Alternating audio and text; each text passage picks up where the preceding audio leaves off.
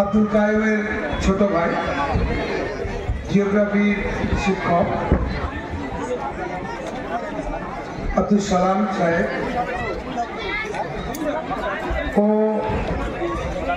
কয়েকজন মিলে কলকাতার আশেপাশে বা আমাদের এই বাংলায় কালিয়াচক 3 নম্বর, কালিয়াচক 1 নম্বরে আবাসিক অবস্থান বা কলকাতার পেরিফেরিতে যত আছে, আলামী মিশন থেকে আরম্ভ করে জেডি সব জায়গাতে আমি যাওয়া আসা করি।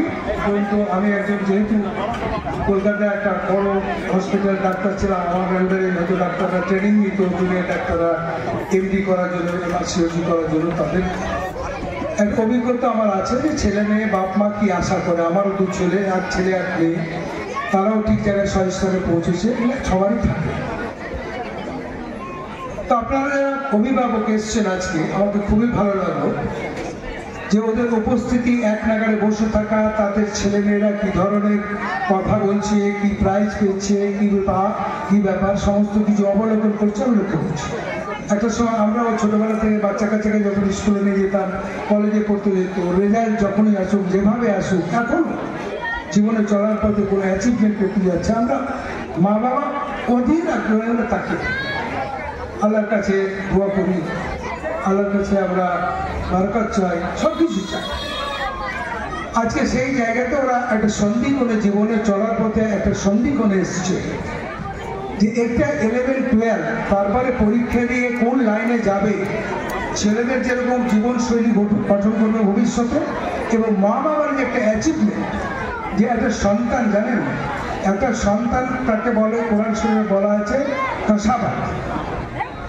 কাসাবাত অর্থাৎ তোমরা হকের থেকে হালাল পদ্ধতিতে যে উপার্জন করলে তাকে কাসাবাত বলা হয়। এই ছেলেমেয়েরা কিন্তু কাসাবাত। তুমি একটা বিরাট কিছু একটা মসজিদ করলো, এটাও তোমার কাছে কাসাবাত। বা কোনো একটা হসপিটালে তুমি টাকা ডোনেট করলে ওটা কাসাবাত। অর্থাৎ তোমার মৃত্যুর পরে সাদকা জারিয়ে যে তোমার পুণ্যিতে যাবে, এর মাধ্যমে যাবে। তাই যে প্রত্যেক ছেলে যারা আপনারা মা বাবা মারা গেছে, তারা অবশ্যই ফরজ নামাজের পরে অবশ্যই একটা কথা বলবেন, মা বাবার কাছে দোয়া পাঠাবেন যেন আল্লাহ তাআলা এটা কবুল করে। আল্লাহুম্মা গফিরলি ওয়ালা দাইয়া ওয়ালিল মুমিনিনা ওয়াল মুমিনাতি ইয়াওমা ইয়াকুমুল হিসাব। সেদিন যদি বিচার হবে, সেদিন যেন আল্লাহ তুমি ক্ষমা করো। তো 5 বার পড়ছো, 5 বার বলো, এটা কিন্তু সুসন্তানের কাজ।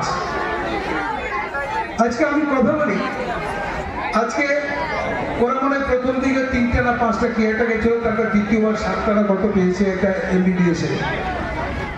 কম্পিটিশনটা খুব টাফ হয়েছে, অল ইন্ডিয়া বেসিস হয়েছে। এখন এমনি গতানুগতিক স্কুলের শিক্ষা বা বই পড়ে নিজে থেকে কিছু সম্ভব নয়। ওদের একটা প্রফেশনাল গাইড থাকতে হবে, সেই জায়গাটা কিন্তু ওরা দিচ্ছে, এবং ভালো ভালো শিক্ষক আছে, এটা আমি জানি। এবং তার প্রমাণ যে বাংলা বা ইংরেজি বা ডিবেট বা এই গান করা বা মডার্ন সাংস্কৃতিক জগতে ঢুকে গিয়ে অন্যদের মতো করা, সংখ্যালঘু, বিশেষ করে সংখ্যালঘু সম্প্রদায় কিছু আছে, সংখ্যা বেশি, তারা করে দেখাচ্ছে। এটা আমাদের কাছে খুব ভালো ব্যাপার। এই সময় যে ব্যাপারটা এখানে আছে, আমরাও এখানে আসছি, অন্যান্য সকলে প্রিন্সিপাল, প্রফেসর, কলেজ সবাই এসছে। ওরা কোনো রাজনীতিবিদ, কোনো বিজনেসম্যান কাউকে ডাকেন, ওরা শিক্ষা জগতের জায়গায়, শিক্ষার জায়গাতে যারা আছে তাদেরকে ডেকেছে। খুব ভালো কথা। আপনারা যারা ছেলে মেয়েকে দিয়েছেন, তা আপনারা নিশ্চিন্তে থাকুন, আল্লাহর কাছে দোয়া করুন, নিজের মেয়ের ছেলেমেয়েরা যেন ভালোভাবে পড়াশোনা করে। এবং আজকে অনেক ছেলেমেয়েকে আমি কিন্তু বকেছি, তারপরে স্নেহ করেছি, তাদের গাইডলাইন দিয়েছি। কারণ আমরা যখন পড়াশোনা করতাম, ধরুন 73-তে আমি এমবিবিএসে ঢুকেছি, 80-তে পাস করেছি, পোস্ট গ্রাজুয়েশনে চাকরি করছি, ছেলেমেয়েও ডাক্তার, তারাও গেছে। তারা একজন ইংল্যান্ডে খুব বড় পোস্টে কাজ করে, কনসালটেন্ট কার্ডিওলজিস্ট, একজন ব্যাঙ্গালোর আছে, ও ডাক্তার, মেন্টাল হেলথ সায়েন্সে আছে। তো সব কিছু মিলিয়ে আমি বলি যে প্রকৃত পিতামাতা একদিনের উচ্চ সাধন করে ছেলে মেয়ে মানুষ করতে পারে না। আজকে যে ডিবেটটা হলো, সেই ডিবেটটা কিন্তু এই মানসিকতার বহিঃপ্রকাশ। ওরা শিক্ষা নিয়ে বলছে শিক্ষার অভাব, অন্যদের বলছে না মানসিকতার অভাব। কিন্তু আমার কথা হচ্ছে শিক্ষার কিছু বলবে, আমাকে ছেড়ে দিতে হবে না, না বলো না, আমি ছেড়ে দেবো ভাই। হ্যালো, আমি কি শেষ করবো? তাহলে এরকম করলেন কেন? লেকচার দিচ্ছে আপনি বলেন না না না ও ও না না তার মাইক না যাই না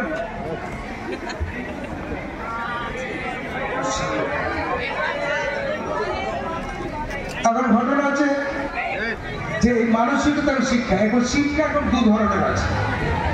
আমি মা বাবাদের জন্য বলছি এবং ছাত্ররা যে যেখানে আছে খুব ভালো করে শোনো। একটা কোরআন শরীফের ইলম কথা আছে আরবিকের ডিপার্টমেন্ট ছিল, থাকলে খুব ভালো হতো। একটা ইলহাম কথাটা আছে, একটা ঐহি আছে, আমি ওদিকে গেলাম না। আমি সাধারণ শিক্ষা ব্যবস্থার কথা বলছি। শিক্ষা অর্থাৎ তোমার জ্ঞান কিন্তু দুরকম আছে। মানুষের সত্তা হলো সবসময় খারাপ কাজ করবে, কিন্তু সে জ্ঞান আরোহণ করবে, সে অধ্যবসায় করবে, সে আরো আল্লাহর দিকে এগিয়ে যাবে, ইবাদত করবে, করতে করতে ওই জ্ঞানটাকে আরো একটা সমৃদ্ধিশালী এবং পিউরিফাইড করবে। ওকে প্রথম যে আছে সে নাফসে আম্মারা হয় একদম কোরআন শরীফে। তার এটাকে কন্ট্রোল করা, মানে ভুল করেছে বা আরো ভালো করলে আরো আল্লাহর কাছে যেতে পারতাম, আর কখনো যখন ভুল করে এটাকে বলে নাফসে আলহাম। আর এরা কিন্তু মাঝে মাঝে ভুলও করে, আর আল্লাহর কাছে ইস্তেগফার তওবা করে, ইস্তেগফার করে। এবার তৃতীয় পক্ষ নফস, মানে জ্ঞানের পরিধির এরকম নফস, যে নফসে এমন হচ্ছে যে ও খারাপ কাজের দিকে যাবেই না, চিন্তাই করবেন তো যাওয়া দূরে থাকে।